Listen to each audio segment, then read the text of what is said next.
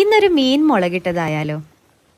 ആദ്യമായിട്ട് കടായി ചൂടാകുമ്പോൾ അതിലേക്ക് വെളിച്ചെണ്ണ ഒഴിച്ച് കടുക്, ഉലുവ എന്നിവ മൂപ്പിച്ച് അതിലേക്ക് മുറിച്ചു വച്ചിരിക്കുന്ന തക്കാളിയും പച്ചമുളകും ചേർത്ത് നന്നായിട്ടൊന്ന് വഴറ്റിയെടുക്കുക. മുളക് പൊടിയും മഞ്ഞൾപ്പൊടിയും ചേർത്ത് കലക്കി വെച്ചത് ഇതിലേക്ക് ഒഴിച്ച് വീണ്ടും വഴറ്റിയെടുക്കുക.